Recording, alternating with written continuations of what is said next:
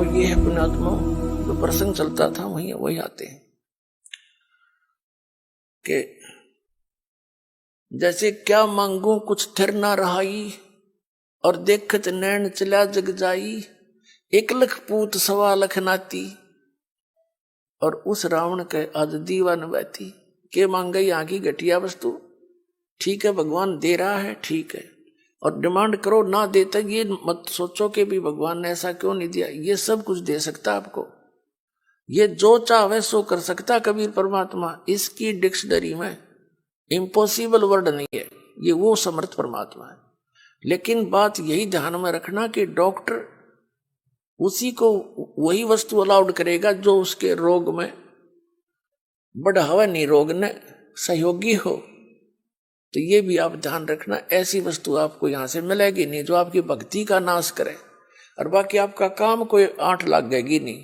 ये सत्कर मान लियो, बेसिक लिख लेना कि तक कोने में डायरी के।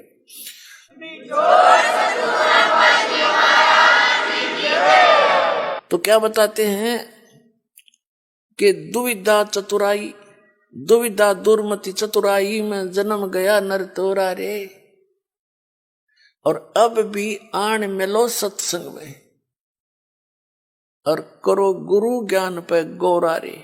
यानी गौर करो, इसमें गड़े ध्यान से विचार करो जो गुरु जी ज्ञान बताते हैं। फिर बताते हैं कि शरण पड़े को गुरु संभाले, जान के बालक भोला रे, और कह कबीर तुम चरण चित राखो, ज्यों सुई में डोरा रे।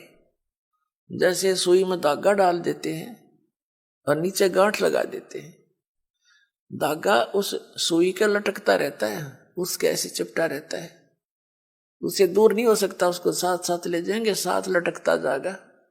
कहते हैं शरण पड़े को गुरु संभाले, जान के बालक भोला रे। पुणात्माओं, जैसे जितने भी दास ने बहुत इतिहास दिखाए नकली ऋषि में, ऋषियों के संतों के, सभी का विधान है कि जो कर्म में भाग में लिखा है वो तो आपने भोगना ही पड़ेगा। भाग्य में जो लिखा है उसको प्रारब्ध कहते हैं, प्रारब्ध। अब प्रारब्ध में हमने जो दुख भोगने पड़ेंगे, फिर भक्ति की आवश्यकता क्या है? कौन करेगा भक्ति?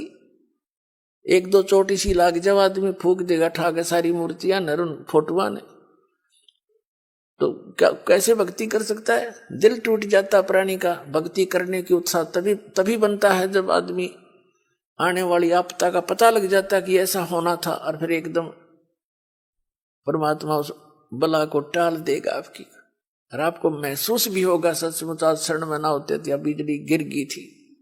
तो फिर दूनी रुचि बनेगी भक्ति में।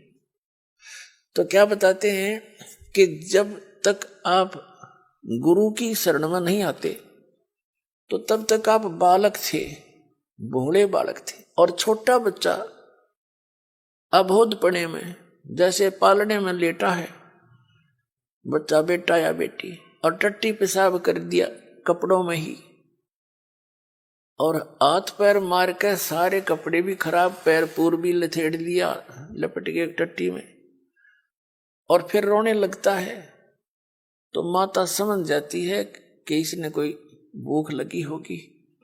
वो जाती है उसको संभालने के लिए, तो क्या देखती है? सारे कपड़े भी खराब कर रखे, टट्टी भी कर रखी, पेशाब भी कर रखे।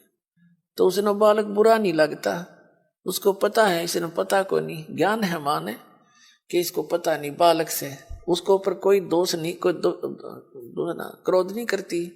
उन्हें उठावेगी, धोवेगी, मांजेगी खूब अच्छी तरह, कपड़े धोकर सुखावेगी, नए पर आवेगी, और छाती के लावेगी, फिर लाड करेगी, दूध पिलावेगी। तो आज जब तक इस शरण में नहीं आते परमात्मा कबीर जी की में, आप ऐसे बच्चे हो, और अनजानपने में ना जाने कितनी गलती करके आप कति छिड़ गए, उसमें लथड़े पड़े हो।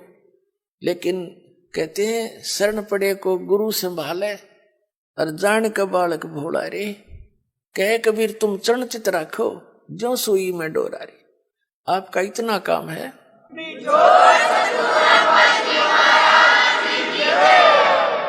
आपके जो प्रारब्ध में जो पहले के जितने भी पाप थे वो आपके साथ लपेट के भेज रखे काल ने, और जिसे पुण्य थे वो भी अंदर डाल दिए, तो आपके दोनों मिलाकर मिश्रण कर रखा है।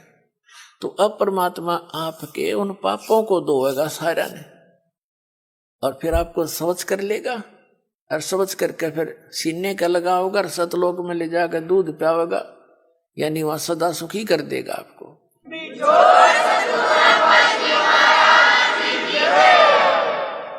शरण पड़े को गुरु संभाल, जान के बालक भोरा रे, कह कबीर तुम चरण चित रखो।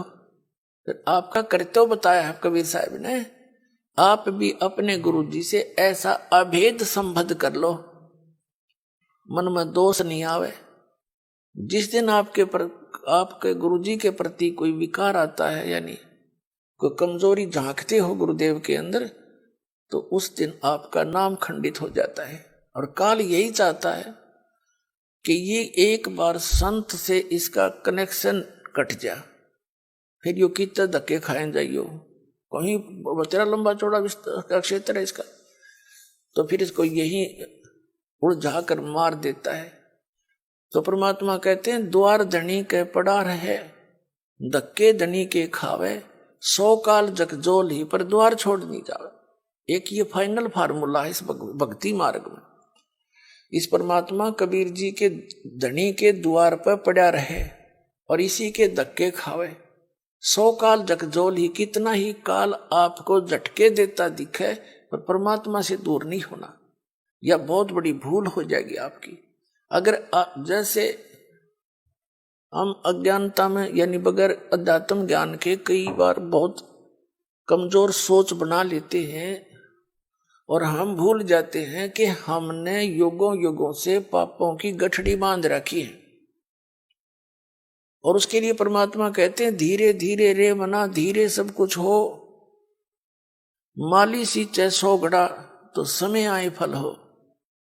आप जी ने भक्ति का बीज ईब बोया है युग, कितने युगों के बाद, अभी तक आपकी पिछले संस्कार ही चल रहे थे, और कहीं थोड़े बहुत पुण्य कर दिए, कि दाने डाल दिए, को छोटे मोटे पुण्य, वो स्वर्ग में बर्बाद कराए आप। पुणात्माओं, ये भक्ति युग है, अब ये चौथा युग का बीच का समय है। इसमें अब कई करोड़ यानी पूरे विश्व में ये भक्ति पर लगेंगे प्राणी, अरबों खरबों की संख्या में। और जो पार होगे वो तो होगे, और रह भी बतेरे जाएंगे, तो वो जो रह जाएंगे ना, उनकी दुर्गति घनी होगी, क्योंकि ये कमाई तो इतनी गजब की बनेगी आपकी, पहले मंत्र से बहुत गजब की कमाई बन जाती है, जबरदस्त भक्ति धन संग्रह होता है आपका। और फिर उनके अगर आप पार नहीं हुए तो क्या करेगा आपके साथ में। जैसे आपकी भक्ति धन इन ऊपर के लोकों में आपको इनका प्रतिफल मिलेगा, जब सतलोक नहीं जान पाए तो फिर ऐसे बनेगी आपके साथ। इस मूल कमल में गणेश जी का जाप है, आपको दिया जाता है, इसका भक्ति धन आपका इकट्ठा हो रहा है, और पार हुए नहीं तो आगे छड़ी यही रहेगी आपकी। फिर ये लुटेरे आपको टर्न बाई टर्न लूटेंगे। आप गणेश जी के लोक में जाओगे, वहां गण बना देंगे आपको, आपकी पूंजी होगी, रेस्टोरेंट तैयार है, उसका कमीशन है इन देवताओं का।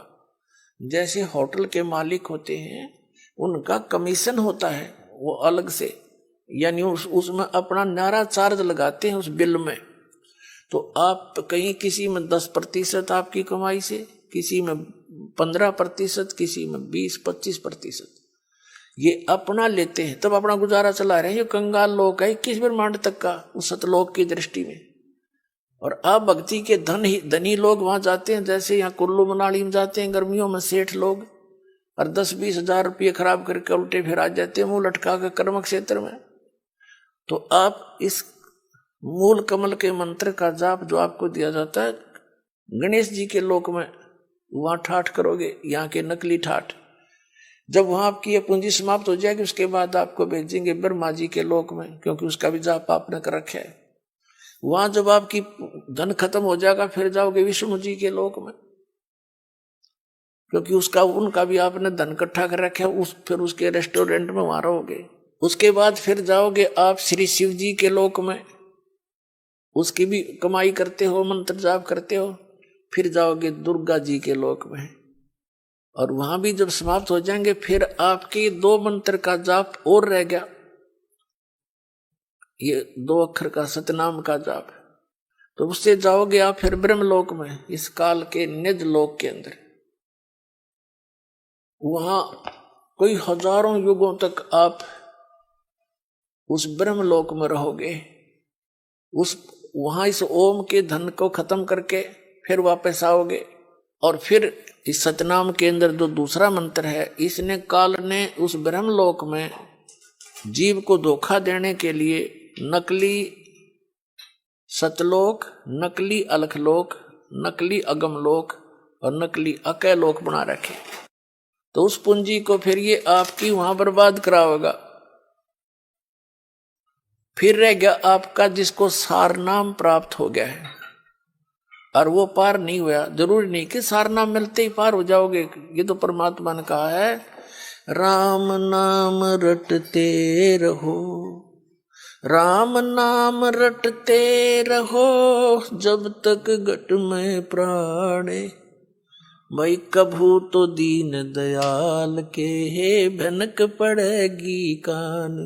परमात्मा कबीर जी कहते हैं, पाकी खेती देख के गर्भियो मत किसान, अब हूँ झोले बहुत हैं, घर आले तब जाने। कहते हैं इस या पाकी खेती देख के खेत में अभिमान ना करना किसान, अभी तक बहुत झाड़ या आंधी वर्षा ओले आंधी तूफान शेष है, ना जाने की बिजली पड़ जा, तेरे घर आले जब मानिए तेरे धन तेरे घर आ गया। इसलिए बताते हैं कि ये ना समझना सार नाम मिल गया तुम पारे होगे। सार नाम की कमाई और मर्यादा में अंतिम श्वास तक करते हुए, और एक विशेष कसक बनाओ सतलोक में जान की, तब वहां